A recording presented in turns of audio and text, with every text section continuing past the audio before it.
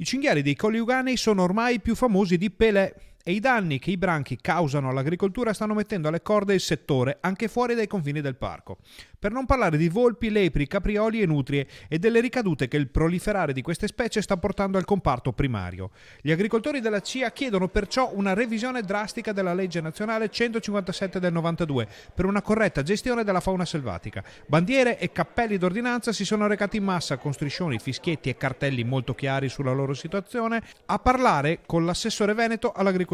Avere dei piani di gestione della fauna selvatica ormai è indispensabile. Abbiamo fauna che prima era protetta, che invece ha numeri esponenziali, come parlo dei cervi, degli ungulati, dei cinghiali, del lupo stesso. Quindi noi chiediamo che la fauna selvatica possa essere gestita. Gestita significa diminuire i numeri quando questi numeri diventano troppo importanti, diminuire anche i danni in agricoltura e allo stesso tempo anche diminuire l'apprensione dei cittadini. Ricordo che i cinghiali hanno provocato dei morti. Ma cosa significa nello specifico contenere e gestire queste specie? Fare ambientalismo significa passare da un concetto di pura protezione a passare a un concetto di gestione. Nella gestione ci sono tutta una serie di dinamiche da mettere in campo, di strumenti da adottare, ivi compreso, qualora poi tutte le altre non fossero sufficienti, anche quella che è la selezione, l'abbattimento selettivo fatto in maniera però scientifica. L'organizzazione di imprenditori agricoli chiede infatti un'inversione di rotta nella legislazione nazionale